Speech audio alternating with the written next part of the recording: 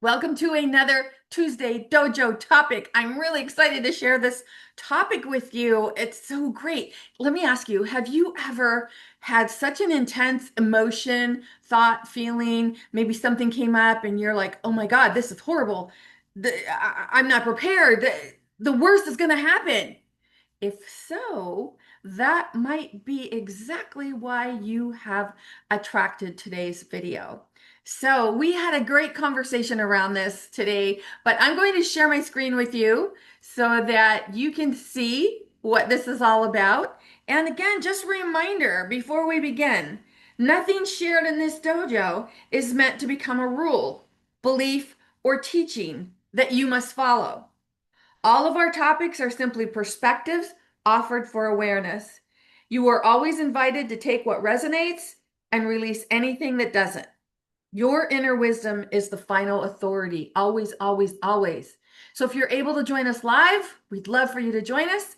If not, I'm really excited that you found the video replay of this.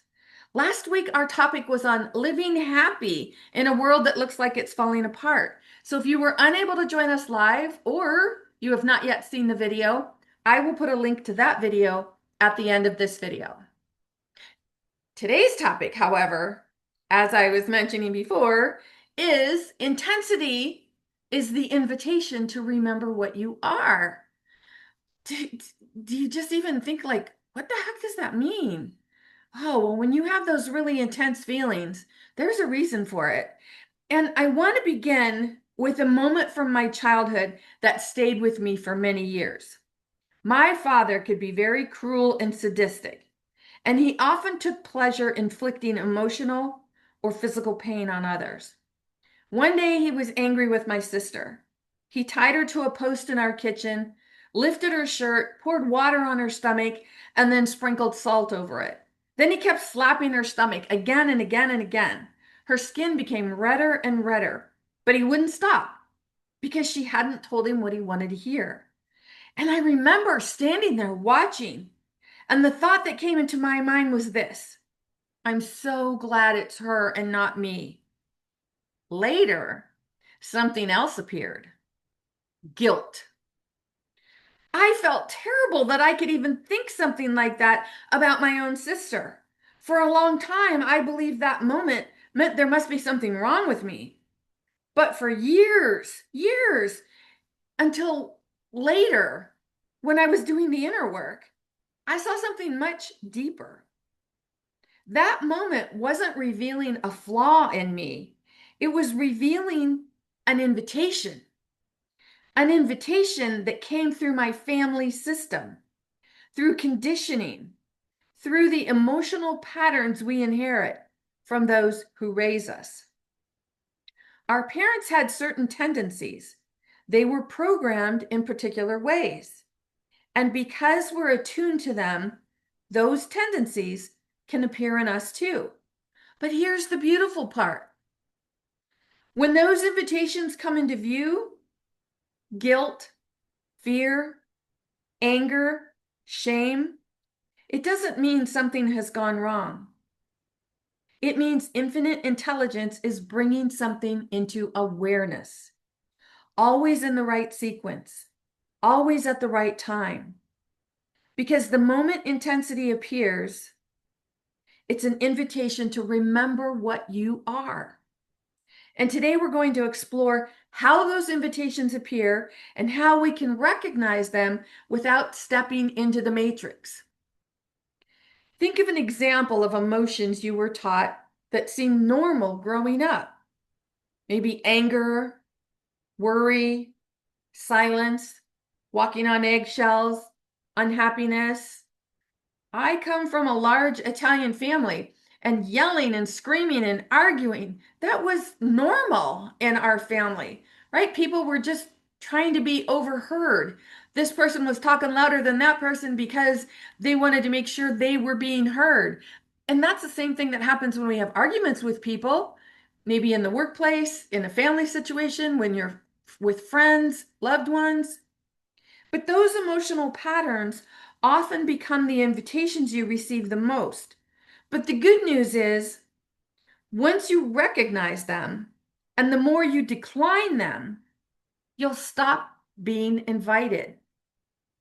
What if the moments that shake you are not setbacks, but invitations? Triggers are not interruptions to your growth.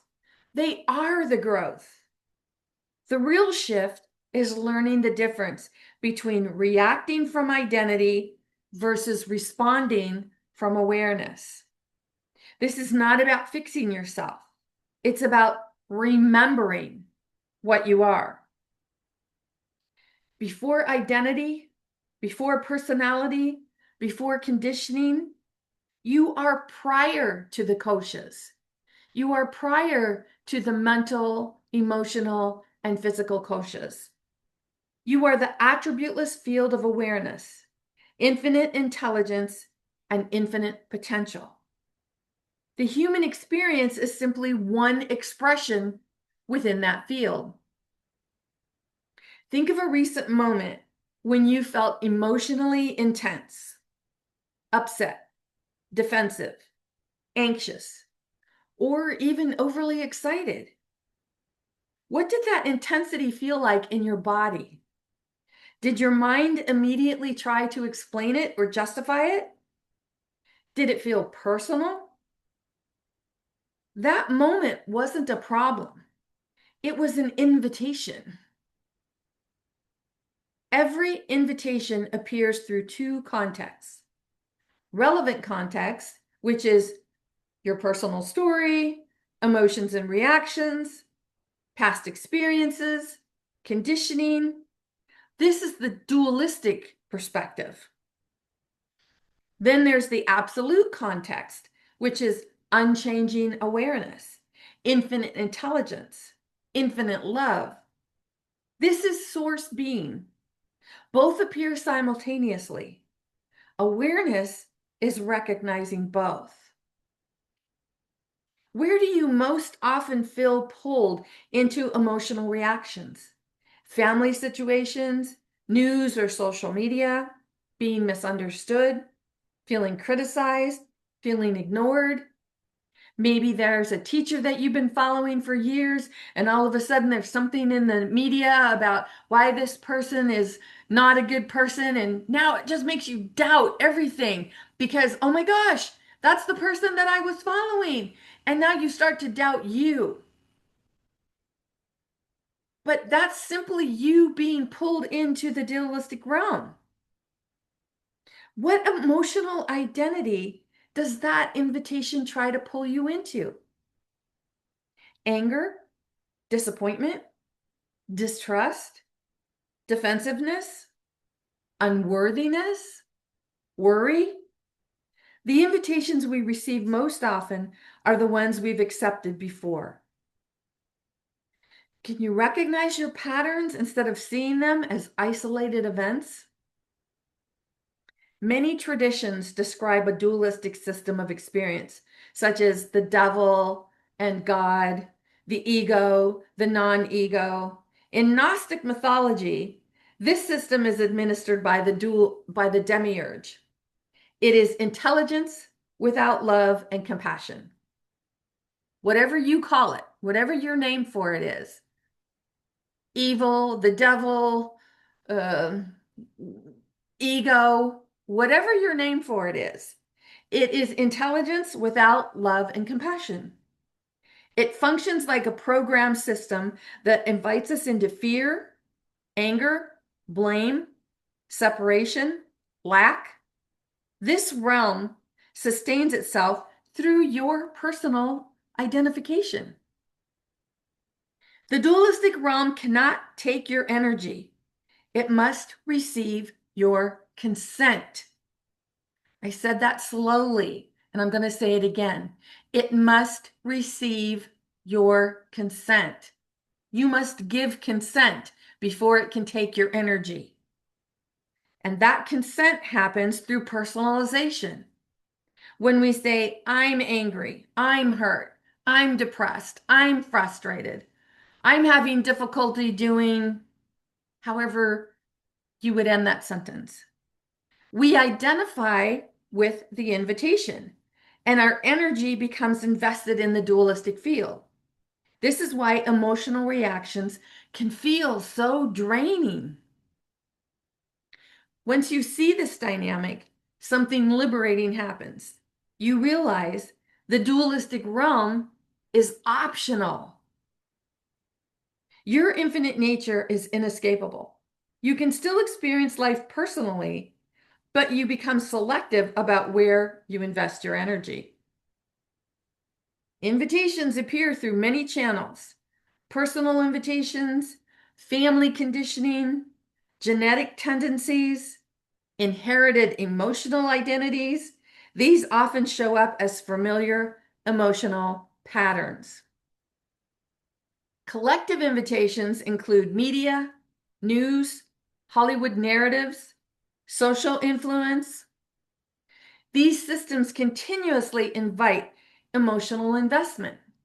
And I used this picture in the slide because I took this picture when I was a tour guide in Los Angeles, Hollywood, many years ago. And there was an attraction on Hollywood and Highland, and it kind of told the story of how many Hollywood actors got to where they are. And you followed it kind of like a yellow brick road fashion. And when you got to the top, there was the casting couch. And as you can see, this big sign, the road to Hollywood, how some of us got there. And I remember thinking at that time, like, oh my gosh, how can this be a normal way of thinking, an accepted way of thinking, that many men and women only got to where they are because they were uh, had an experience on the casting couch. But the interesting thing is, if you think about that Hollywood influence, that media influence, and you were there just enjoying the attraction, you might even have laughed. You might have said, oh my gosh, that's so silly. Oh, but what's interesting is after the Harvey Weinstein debacle, this is no longer there. They removed the casting couch. So, what does that tell you? Sometimes we're taught that this is the norm, this is the way life is, there's nothing you can do about it. But if there are enough people who are saying this is no longer acceptable, things will change. Because much of modern psychology developed from the dualistic models of the mind. For example, Freud described opposing drives within human nature. Eros was the life drive, Thanatos was the death drive. And for all of you Marvel fans, if you're wondering where the name Thanos came from, there you go. There's your answer. And you can Google that. It will tell you, yes, indeedy, that is where Thanos got his name. And then psychological health was viewed as managing these internal conflicts from the Freudian standpoint. But other thinkers like Carl Jung believed the ultimate goal of human development was integration and wholeness. That's duality and non-duality. So why does this matter to you? Well, let's think about it. Like so many people, perhaps you're one of those people who had been in therapy. And what if your therapist was taught from this Freudian standpoint? And it's not to blame the therapist, not at all. It's just simply being able to track the path, to be able to look back and go, oh, okay, I can see that I chose that path, and on that path that occurred. And it's simply a matter of, okay, I no longer want this anymore. So I'm going to decline these invitations. I'm going to take a different path. Throughout history, when societies experience declining literacy, economic instability, loss of central authority, people began relying more on external authority instead of their own inner knowing. When we give away our authority, we strengthen the dualistic realm. Intensity is not just dramatic life events. Intensity is any moment when experience becomes amplified enough that you notice it. It can appear as emotional surges, mental urgency, physical contraction, feeling triggered, a need to defend or control, even overwhelming joy. Intensity is simply heightened contrast that can be our own experience or an experience someone close to us is having, and contrast makes awareness visible. When intensity appears, two things happen simultaneously. The dualistic mind activates with stories, blame, reaction, and awareness becomes eager and easier to recognize. Without intensity, we often remain on autopilot. Intensity interrupts the trance. It silently asks, are you the wave or the ocean? Intensity shows us when and where we are identified with thoughts, beliefs, emotional identities. For example, invitations often look like feeling defensive when criticized, frustration when plans change, fear when things feel too good. These are not problems. They are invitations revealing unconscious patterns. Without intensity, inherited identities are like unhappiness, worry, control, scarcity, and they would remain invisible. Intensity shines a light on them. And once you see the invitation, you gain something extraordinary: choice. When intensity appears, you can accept the invitation to the dualistic realm or remember your true nature and decline the invitation. Intensity is simply the moment when experience becomes strong enough for you to make a choice. Intensity is not punishment. Intensity is not failure. Intensity is not proof something is wrong. It is the signal, the invitation, the reminder. Intensity is the invitation to remember what you are. Can you see what happens when you notice the invitation before reacting? Does the intensity change? Does the story lose its power? Do you feel more spacious? Awareness doesn't eliminate the wave. It reveals the ocean and reinforces sovereignty instead of suppression. You know, sometimes we forget something very important. The mind is both a transmitter and a receiver. It's constantly receiving information, transmitting interpretations, receiving emotional invitations, transmitting responses. And most people believe they must accept whatever the mind receives. But that's not true. When the mind receives something you don't want, you can simply transmit back and decline the invitation. Remember, life is an energy game. When the mind receives fear, anger, blame, or shame, you don't have to accept it. You can transmit back. No, thank you. I decline this invitation. The moment you do that, something shifts. You move from unconscious reaction to you as the sovereign being. Intensity is often the moment when the mind is receiving the strongest signal. But that's also the moment you can transmit the most powerful response because you are the sovereign being. And that's why intensity is the invitation to remember what you are. So write this down and then put it somewhere. Well, you'll see it many times throughout the day. I can choose what I receive and what I transmit. You are always invited to take what resonates with these topics and release anything that doesn't.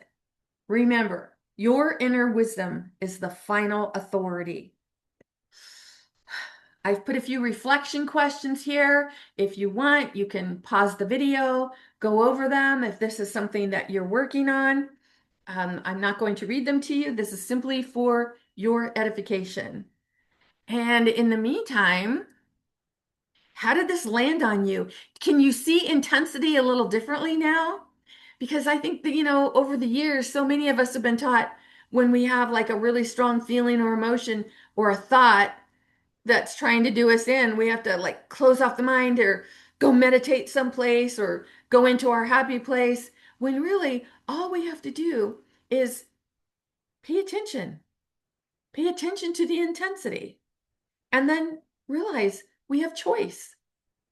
We can either choose to accept it or decline it because you are the sovereign being. If you want any kind of support with this type of work, please visit me at masteringyourbeliefs.com.